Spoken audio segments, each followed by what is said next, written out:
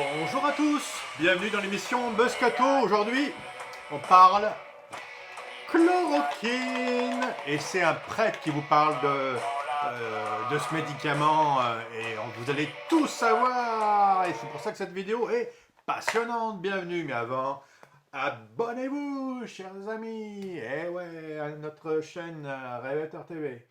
Alors, Buzz-Cato sur la chloroquine, pourquoi? Parce que c'est le sujet du jour. Alors, partout, moi je prenais ma voiture, j'écoute France Info, ils sont comme des oufs, hein. Alors là, on n'en peut plus. Ils sont persuadés, ils ont reçu la révélation. Et la révélation, elle vient d'une revue qui s'appelle The Lancet. Et ils nous le disent en long, en large, en travers. Attention, hein, ni la chloroquine, ni son dérivé, l'hydroxychloroquine, ne se montre efficace contre le Covid-19. Ah bon? Elle ne se trouve pas, donc elle n'est pas efficace chez les malades hospitalisés. Et ces molécules augmentent même le risque de décès et d'arythmie cardiaque. Non seulement elle est efficace, mais elle va te tuer, mon ami. On en a vite compris, et puis il vous l'explique très très bien. Et donc tout ça, c'est une étude qui est sortie donc dans la revue qui s'appelle The Lancet et qui recommande de ne pas les prescrire en dehors des essais cliniques menés sur près de 15 000 malades. Cette étude est la première étude à large échelle, tout ça. Et puis alors après, moi j'écoutais France Info, il donnait la parole à un professeur dont j'ai perdu le nom pour tout vous dire et un Français, hein, et qui disait, mais alors, ce que c'était mais lamentable, qu'il fallait absolument pas prendre ce médicament et qu'il fallait tout de suite tout arrêter, et voilà, c'était fini. Bon, un point de vue fort, je veux bien le croire, mais vous aviez entendu comme moi, hein, depuis 2 mois, ce que disait le professeur Didier Raoult de Marseille, hein, sur la fameuse chloroquine, Didier Raoult qui disait et qui répète toujours et encore que ces effets secondaires ne devraient pas être un obstacle à une généralisation du traitement. Absolument pas. L'hydroxychloroquine est le traitement de référence pour les pneumopathies. Quant à l'azithromycine, il est le médicament le plus prescrit au monde après l'aspirine. Ce traitement est bête comme chou, c'est pour ça qu'il irrite. Et lui, il euh, prône ce médicament pour pouvoir combattre le Covid. Qui a raison? Vous êtes pour Raoult ou contre Raoult?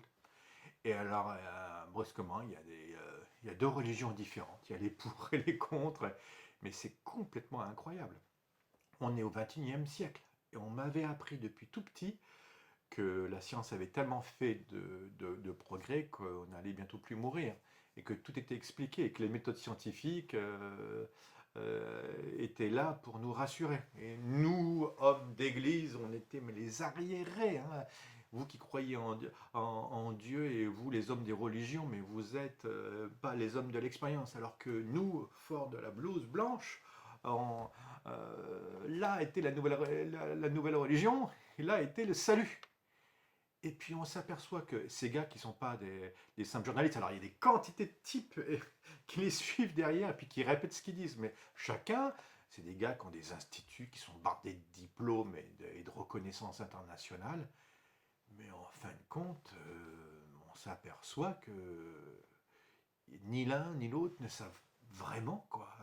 Et alors, vous allez vous faire votre avis, mais c'est extrêmement compliqué de se faire son avis parce que c'est comme quand vous me parlez de carburateur de voiture, il n'y a qu'un garagiste qui est capable de me dire si oui ou non ma voiture est foutue. Quand vous allez chez un garagiste, il vous dit votre voiture est foutue, à la casse, achetez-en une nouvelle. Vous allez dans le garagiste à côté, il vous dit oh, allez, pour 1 000 € je vous la répare et elle peut vous faire encore 10 ans, enfin allez 5.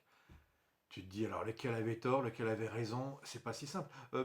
J'ai bien aimé Michel Simens, vous le connaissez, c'est le grand voilà, médecin des médias qui a dit oh, bah, écoutez, je viens, mea culpa, je viens vous demander pardon parce que au début de cette crise, j'ai dit, enfin, il n'avait pas dit le mot grippette, mais pas loin, quoi, et il avait dit bon, que ça allait passer, et puis en fait, il s'était complètement planté.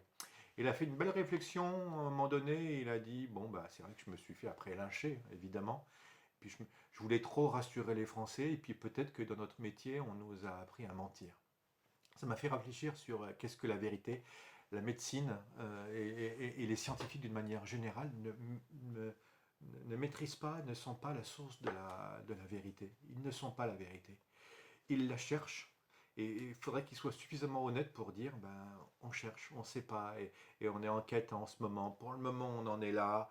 Peut-être que c'est bien, pas bien, et ça pourrait peut-être. Mais nous, quand on va voir un médecin, on voudrait être rassuré. Donc, quand il nous donne un petit médicament, on va le prendre. On est sûr que ça va nous guérir. Et parfois, c'est que placebo ou autre. Et donc, c'est compliqué la psychologie humaine. Mais par rapport à la vérité, c'est hyper intelligent et surtout hyper intéressant de pouvoir réfléchir sur ce sujet ensemble, vous ne croyez pas?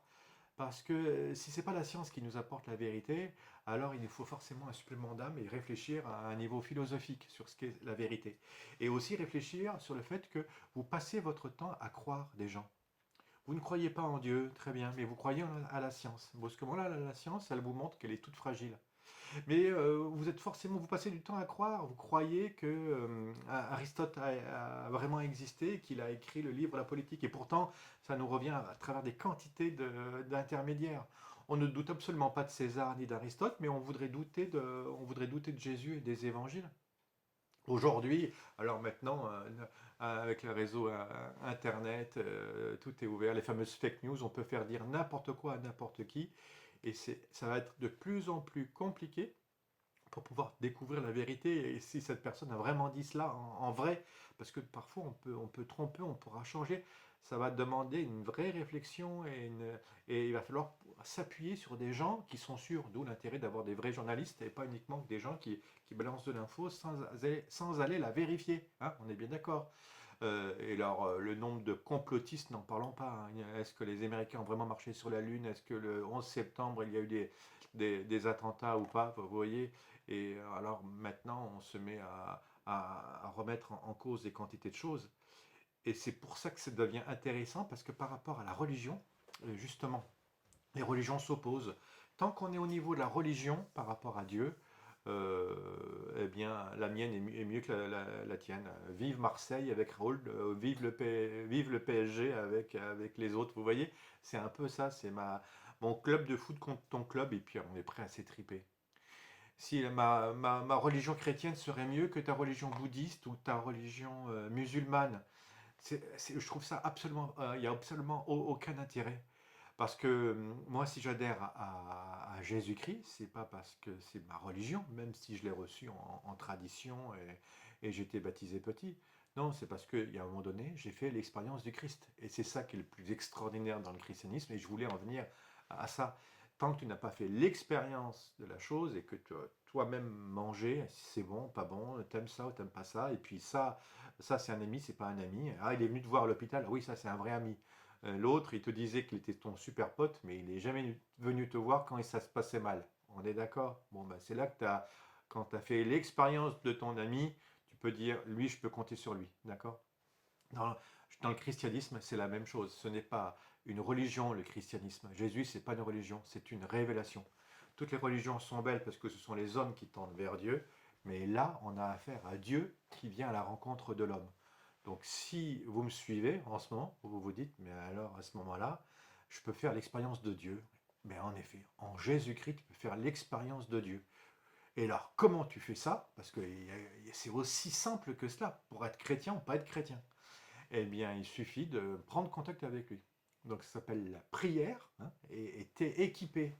Et comment tu vas lire le SMS? Parce qu'il va te répondre, c'est ça qui est le plus fort. Dieu, tu vas l'interpeller et il va te répondre. Tu vas te mettre à genoux après cette vidéo et tu vas implorer l'Esprit Saint.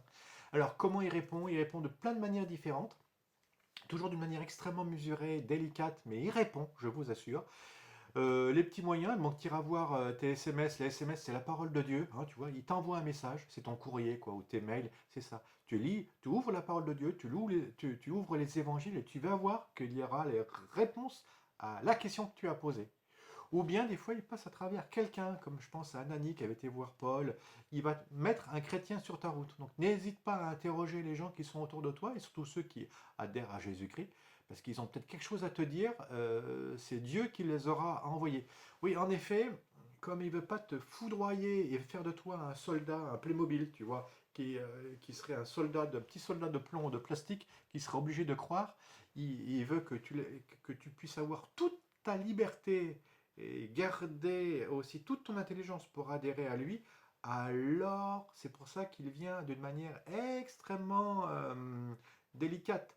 Quand tu vas dire à quelqu'un que tu l'aimes, ta bien-aimé, tu ne vas pas lui dire oh, aime-moi, aime-moi. Non, non, tu vas venir la charmer, lui dire des belles choses, passer par ses amis, apprendre à la connaître, s'approcher d'elle pour que, à un moment donné, quand elle sera prête, ou prêt, hein, tu pourras lui dire je t'aime. Eh bien, Dieu commence par cette vidéo-là, parce que c'est quand même incroyable. Tu l'as suivi jusqu'à maintenant pour entendre Dieu te dire quoi?